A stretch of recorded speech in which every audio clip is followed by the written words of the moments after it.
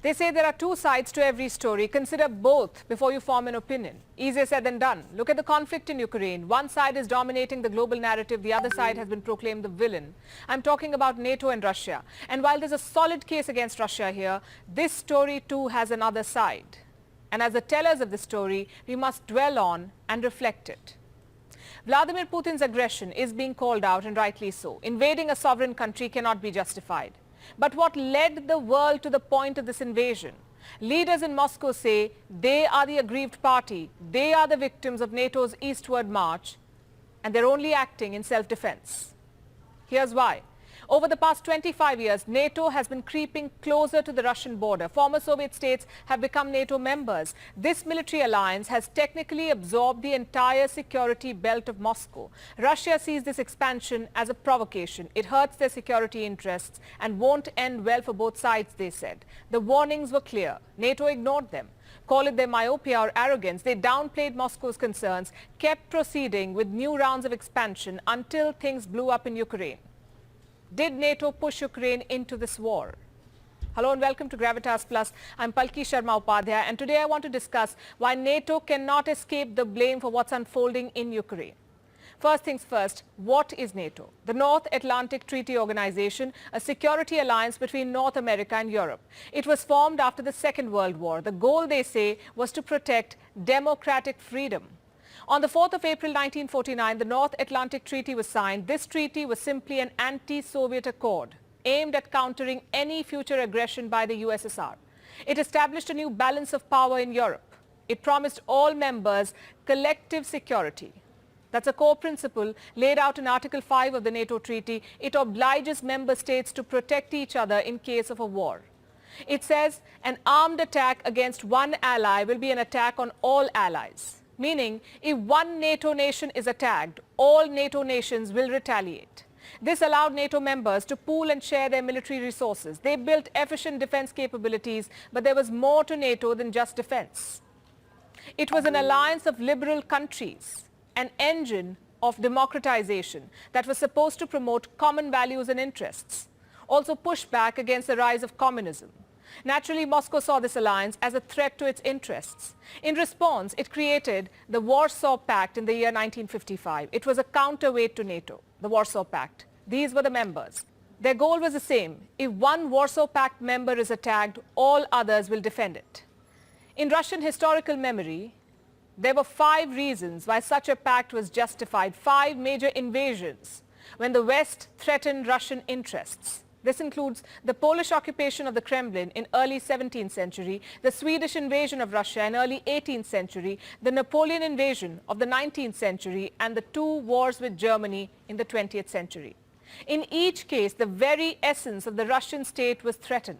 So suspicion and fear of the West took deep roots in Russia. Moscow began perceiving NATO as a tool of American imperialism. And the assessment was not really off the mark. In 1989, the Berlin Wall collapsed. In 1991, the Soviet Union disintegrated and the Iron Curtain was completely demolished. Europe's regional order hinged on one question. Should Germany align itself with the US and NATO, or should it join the Russians through the Warsaw Pact? The US government, under George H.W. Bush, made an offer to Russian President Mikhail Gorbachev. It suggested if Germany became a NATO member, NATO would stop expanding, not 1 inch eastwards. No new members. Today, the US says it made no such promise, that no such deal was ever struck, but hundreds of memos, meeting minutes, and transcripts from US archives indicate otherwise. Nevertheless, Moscow bought the offer. It demolished the Warsaw Pact in the hope that the West would follow suit, that NATO too would be dissolved. But that never happened. NATO refused to cease operations. And to add insult to injury, they kept the door for membership open. Russia saw it as a stab in the back, and NATO kept pushing the dagger deeper. Look at this map. NATO started out with 12 founding members, but since the Soviet Union fell, it has radically expanded eastwards. In 1999, Poland, Hungary, the Czech Republic joined NATO. In 2004, there was another wave of expansion. 7 Central and Eastern European nations were made NATO members. Some of them were former Soviet republics. In 2009, Albania and Croatia joined NATO. And the most recent entries were Montenegro and North Macedonia. both situated in Russia's backyard. It does not end there. As of 2021, NATO officially recognized 3 more aspiring members: Bosnia and Herzegovina, Georgia and Ukraine. Last we checked, NATO was also in talks with Sweden, Finland and Serbia for membership.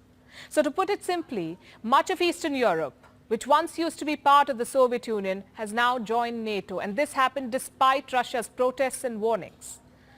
The last reasonably friendly warning from Moscow came in the year 2007. Vladimir Putin addressed the annual Munich conference, where he said, and I'm quoting, "NATO has put its frontline forces on our borders.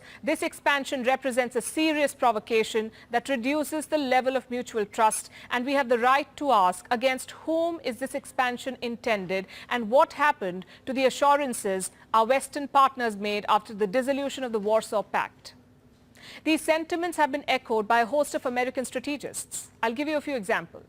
June 1997, 50 prominent foreign policy experts signed an open letter to President Bill Clinton calling America's efforts to expand NATO a policy error of historic proportions. Then we have George Kennan, the father of America's containment policy during the Cold War. He too called NATO expansion a tragic mistake with no reason whatsoever. The warnings went on for decades. In 2008, William J. Burns, the U.S. ambassador to Moscow, wrote a letter to the State Department where he said that Ukrainian entry into NATO is the brightest of all red lines for the Russian elite. He said that even Putin's sharpest critics at home consider Ukraine's entry a direct challenge to Russian interests. It does not end there. This is Robert M. Gates. He was the defense secretary in the Bush and Obama administrations. He wrote in his memoir that trying to bring Georgia and Ukraine into NATO was truly overreaching. Then we have Strobe Talbot, a former deputy secretary of state. He described the Russian perception in a similar way, how they consider NATO as a vestige of the Cold War, and point out that if the Warsaw Pact was disbanded, why did the West not dismantle NATO? So several voices in the Western world had warned that Russia's protests have merit and that NATO expansion could spell serious trouble. Yet, successive American administrations paid no heed to these warnings. They kept widening NATO's security umbrella. Now here's the thing. Trying to safeguard the sovereignty of a country is laudable indeed, but inviting a state right on Russia's border into an anti-Russian alliance is provocation. Ukraine is a sovereign country and has every right to want to join the NATO. But what's in it for the NATO? Why did they push for it? Their moves completely disregard the historical baggage between NATO and Russia. Many Russians were traumatized by the disintegration of the Soviet Union. In an instant, they lost 1/3 of their territory, half of their population and most of their military might. They found themselves much weaker before Western unity. They felt that an unjust settlement had been imposed on them, and it was done in their moment of maximum weakness and vulnerability. So they looked at any state leaving Russia's sphere of influence as both a strategic loss and a matter of national humiliation. When we analyze why Ukraine was attacked, all of this needs to be taken into account. Does this justify the war? Absolutely not. Russia's actions are criminal, no two ways about it. But the West is not innocent either. They did not do what they could have to avert this war.